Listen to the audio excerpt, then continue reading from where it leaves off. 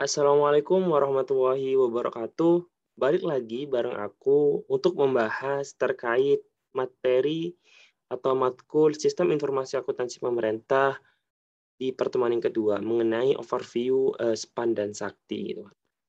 Nah, teman-teman, mungkin nanti pembahasannya agak panjang, mungkin 3 sampai eee, 3 part 3 sampai part 4 gitu, karena memang, aku pengen membahasnya secara rinci biar teman-teman itu, paham seperti itu.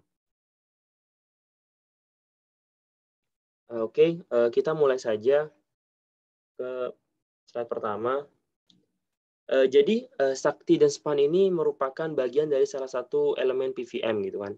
PVM ini apa? PVM ini adalah alat, yang dikembangkan oleh Bank Dunia untuk, menilai atau untuk melihat, perbendaharaan pengelolaan keuangan di suatu negara gitu kan. Dengan adanya PVM ini, dibuatlah sebuah strategi-strategi keuangan yang dapat membantu negara ataupun daerah itu, biar, pengelolaan keuangannya itu jadi lebih baik seperti itu. Sakti dan SPAN digunakan sebagai sistem informasi untuk memproses transaksi, menghasilkan informasi pada setiap tahapan siklus APBN, dari mulai perencanaan anggaran sampai dengan pertanggungjawaban. Ya, jadi, ini merupakan, sebuah, apa ya, eee, informasi yang, dalam tahapan-tahapannya itu, jelas gitu. Nah, Sakti merupakan tools sistem informasi pengelolaan keuangan yang digunakan oleh bagian anggaran kementerian lembaga, dan SPAN sebagai tools sistem informasi pengelolaan keuangan yang digunakan oleh bagian anggaran BUN. Jadi teman-teman kalau kita melihat gitu kan, jadi untuk BUN itu dia memiliki SPAN, dan untuk, KL gitu, dia memiliki yang namanya Sakti. Gitu kan. Kalau melihat sejarah teman-teman perlu diketahui bahwa dulu sebenarnya, SPAN ini bukan hanya digunakan oleh BUN gitu, tapi digunakan oleh, KL gitu. Tapi karena memang, terbatas gitu kan, penggunaannya terbatas, user yang boleh masuk juga terbatas, akhirnya, dikembangkanlah yang namanya Sakti seperti itu. Nah, Sakti ini teman-teman, banyak sekali usernya ya. Kalau kita melihat bahwa Satker di Indonesia, KL di Indonesia itu hampir, 24.000 satker gitu dan, eee, ongoing gitu kan 2022 bakal dipakai semua oleh 24.000 satker gitu kan. Nah, namun untuk SEPAN ini memang khusus untuk yang namanya, bendahara umum negara seperti itu. Kemudian, teman-teman ini merupakan, siklus dari APBN teman-teman. Teman-teman mungkin sudah tahu ya siklus dari APBN yang pertama itu ada, terkait, perencanaan atau penganggaran gitu kan, PIC-nya adalah, Kementerian Keuangan dan Bappenas gitu kan, dan kemudian ada Kementerian, Negara Lembaga gitu kan. Nah di sini, Bappenas itu untuk, menilai bahwa, benar-benar yang sesuai dengan rencana, seperti itu. Kemudian ditetapkan di sini, ditetapkan oleh, DPR dan, Kementerian Keuangan, seperti itu, dan, dilaksanakan pelaksanaan oleh, Kementerian Negara dan Lembaga, dan kemudian, pencatatan dan, pelaporan, dan akhirnya diperiksa dan diaudit, seperti itu. Itu adalah merupakan siklus APBN yang sudah kita pelajari di, akuntansi pemerintah, seperti itu. Oke, next. Eee, ini merupakan siklus pengelolaan keuangan ya. Sebenarnya kalau bisa kita jabarkan lebih, rinci lagi gitu kan dari tadi yang siklus APBN tadi, kita rinci lagi akan menjadikan, siklus pengelolaan keuangan pemerintah gitu kan. Diawali dengan, budget preparation gitu kan, dia, apa ya, kayak merencanakan keuangan seperti itu. Kemudian, ada budget authority gitu kan. Budget authority itu, keputusannya gitu kan, adanya kalau, hasilnya itu adalah DIPA gitu kan, daftar isian, pelaksanaan anggaran, kemudian ada komitmen gitu kan. Komitmen of fund ini adalah, dia berkomitmen gitu kan, pendapatannya berapa, kemudian pengeluarannya berapa, sudah ada komitmen, kemudian adalah yang keempat itu adalah pembayaran, seperti itu teman-teman, pembayaran, kemudian, debt dan age management, pengelolaan, utang, kemudian cash management gitu kan, pengelolaan surplus dan, defisit, keuangan gitu kan. Kemudian ada budget review dan fiscal reporting, kemudian ada audit gitu kan. Kalau kita, berbicara tentang, siklus APBN yang tadi teman-teman gitu kan, Nah, budget preparation ini akan masuk ke dalam perencanaan dan anggaran seperti itu. Kemudian budget authorization itu adalah hal penetapan gitu kan, komitmen gitu kan. Nah, kemudian ada payment 456 gitu kan. 4567 itu 456 itu termasuk ke pelaksanaan gitu kan. Pencatatan dan pelaporan itu masuk ke 7 dan 8 itu masuk ke pemeriksaan dan tanggung jawab seperti itu. Kemudian ini adalah ruang lingkup dari Sakti dan Sepan, teman-teman. Di sini Sepan gitu kan. Sepan itu di sini yang menggunakan gitu kan. Ada Satker dan Konsolidator, ada BA99 dan Bun Pusat gitu kan. Ini BA9901 itu siapa? Nanti bisa dijelaskan di bawah seperti itu, teman-teman. Di sini dijelasin bahwa BA901 itu adalah pengelolaan utang gitu kan. Kemudian Sakti itu juga digunakan oleh Badan Anggaran di 99907 sama 8 gitu kan, dan 5 juga gitu kan. Siapa itu? Adalah belanja subsidi, belanja lainnya seperti itu. Dan Satker dan KL sendiri seperti itu, teman-teman. Kemudian kita akan melihat gitu kan overview tentang aplikasi Sakti gitu kan, sistem aplikasi keuangan tingkat instansi gitu kan. Oke, ini merupakan dasar hukumnya, nanti bisa teman-teman baca sendiri seperti itu. Definisi sakti gitu kan. Sakti itu adalah aplikasi yang digunakan untuk mendukung pelaksanaan SEPAN pada instansi pemerintah meliputi antara lain modul penganggaran, komitmen pembayaran, modul bendahara, persediaan, aset tetap, modul piutang, serta modul akuntansi dan pelaporan seperti itu. Nah, kalau kita berbicara tentang sakti, mungkin lebih tepatnya sakti ini sebagai gerbang atau ya gerbang awal lah untuk masuk ke dalam aplikasi SPAN seperti itu. Karena seluruh kegiatan KL itu diinput di dalam Sakti dan juga akan disalurkan ke dalam SPAN seperti itu. Nah, ini latar belakangnya kenapa kok ada Sakti seperti itu. Yang pertama itu ada amanat Undang-Undang Nomor 1 Tahun 2004 tentang Perbendaharaan Negara gitu kan. Salah satu dari 3 undang-undang keuangan negara gitu kan. Di sini agar pengelolaan keuangan negara sesuai dengan perkembangan teknologi modern gitu kan. Kalau kita melihat bahwa teknologi modern sekarang itu sangat canggih gitu. Kalau kita hanya melihatnya dalam sisi manual saja gitu kan, masih pakai yang lama gitu, maka negara kita akan ketinggalan. Akhirnya dicetuslah dengan pembuatan sakti seperti itu. Kemudian ada kaidah yang baik atau best practice. Dalam pengelolaan keuangan negara yang modern merekomendasikan penerapan sistem informasi manajemen keuangan terpadu atau Integrated Financial Management Information System gitu kan, atau IFMI.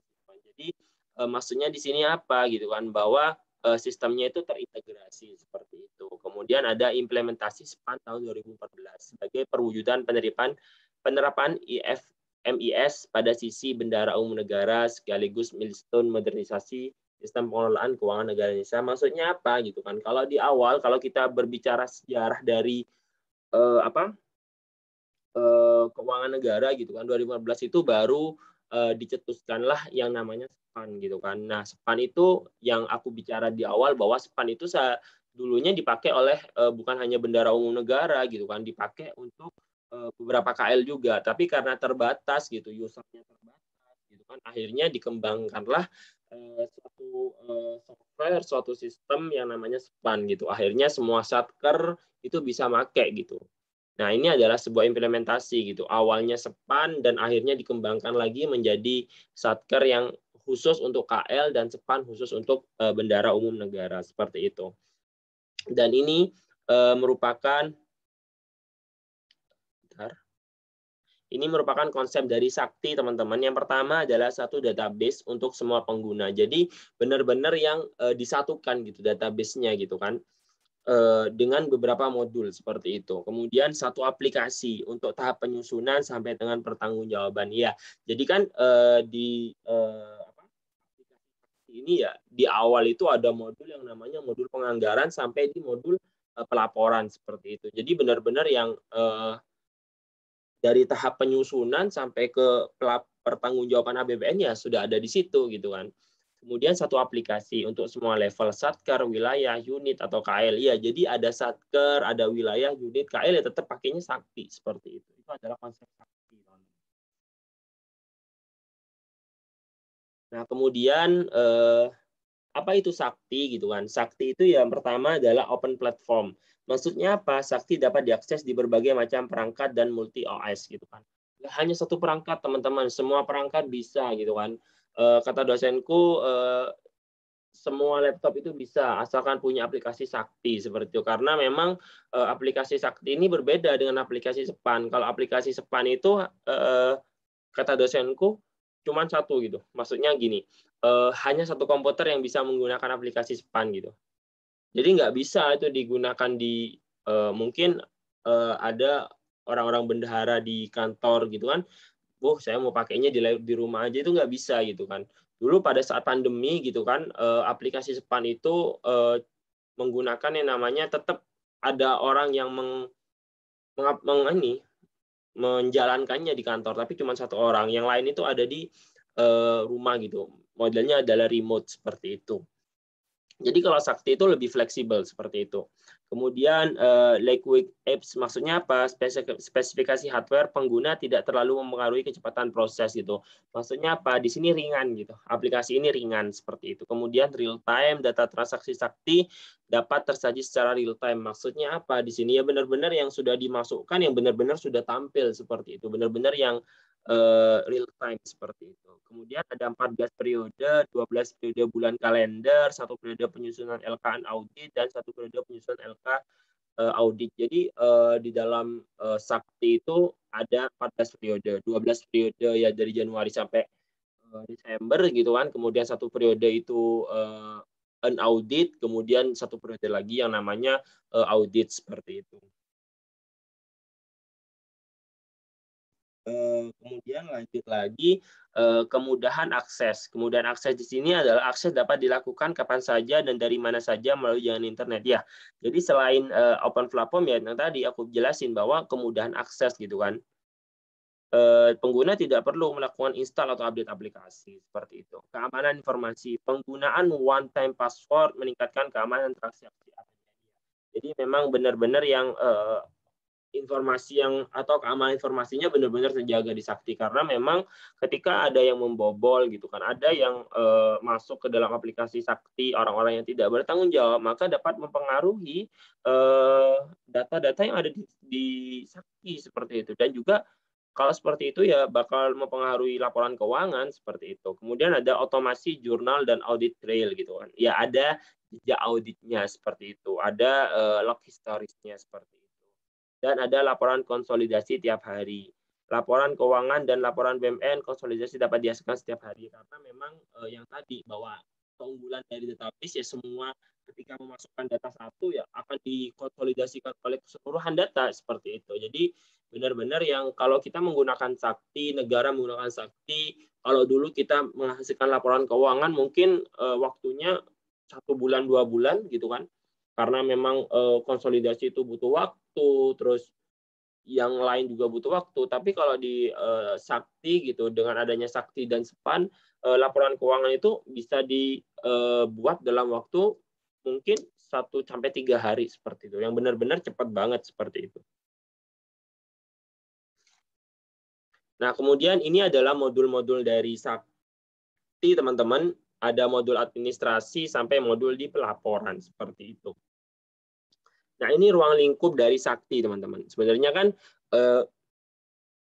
lembaga-lembaga gitu kan, kementerian lembaga itu sebenarnya kan sudah punya gitu kan, sudah punya yang namanya aplikasi sendiri gitu kan, aplikasi existing sendiri gitu. Misal ada RKAKL Dipa gitu kan, ada Simak BMN, ada persediaan gitu kan, ada Saiba gitu kan untuk pelaporan, Istilabi untuk bendahara dan SAS ini untuk komitmen. Sebenarnya sudah ada dengan adanya Sakti lebih diintegrasikan, lebih lebih dihubungkan jadi lebih enak seperti itu. Jadi kalau kita lihat RKA Dipa ini kan penganggaran ya, maksudnya di modul penganggaran, aset ya, Simak BMN itu aset, persediaan, modul persediaan seperti itu. Saiba itu pelaporan seperti itu, Silabi itu yang modul bendahara, SAS itu komitmen seperti itu. Nah, kemudian ini teman-teman, periode transaksi gitu kan. Tadi dijelasin bahwa Sakti itu memiliki 14 periode transaksi. Yang pertama adalah Januari sampai Desember itu periode 1 sampai 12 itu kan, karena bulan 1 sampai bulan 12. Kemudian periode 13 itu ya periode unaudit gitu kan. Biasanya itu maksimal itu tanggal 28 Februari atau akhir Februari, kemudian diaudit lah hingga tanggal 7 April itu selesai diaudit seperti itu. Jadi Januari sampai Desember, kemudian dari Januari awal sampai Februari akhir, kemudian dari Maret awal sampai di April akhir seperti itu. April awal seperti itu. Nah, kemudian teman-teman perlu diketahui tentang prinsip dasarnya, teman-teman. Bahwa di dalam Sakti sendiri, teman-teman, tutup buku transaksi pada Sakti merupakan proses tutup buku saat periode transaksi dinyatakan berakhir dan dilakukan sebelum modul akuntansi dan pelaporan periode tutup buku. Dalam hal modul akuntansi dan pelaporan tutup buku permanen, maka modul lain secara otomatis akan tertutup untuk periode berikutnya. Transaksi yang belum dicatat setelah dilakukan tutup buku permanen, maka transaksi tersebut dicatat pada periode transaksi berikutnya. Maksudnya apa, teman-teman? Kita dapat menyimpulkan bahwa modul-modul lain, ada 9 modul, ketika 8 modul selain modul akuntansi dan pelaporan itu mau menutup, itu namanya menutup sementara. Bisa dirubah gitu. Tapi ketika modul akuntansi dan pelaporan ini ditutup, teman-teman, maka semua modul itu ditutup gitu. Otomatis tertutup gitu. Jadi memang kendalinya ada di modul akuntansi dan pelaporan seperti itu. Nah, ketika gitu kan, setelah ditutup ada kesalahan gitu kan. Tadi kan ada 14 periode ya. Ada 14 periode, ternyata periode ke-12 itu setelah ditutup gitu kan, ternyata diketahui ada kesalahan, maka nanti pencatatannya di periode yang ke-13 seperti itu. Jadi pencatatannya di sini dijelasin bahwa dicatat pada periode transaksi berikutnya. Berarti ketika periode 12 salah, ada kesalahan, dicatatnya di periode 13. Nggak boleh di ke-12 karena memang aplikasi ini nggak bisa ke belakang, harus ke depan seperti itu. Mungkin itu aja di part pertama aku membahas tentang Sakti. Kita lanjutkan lagi di part kedua.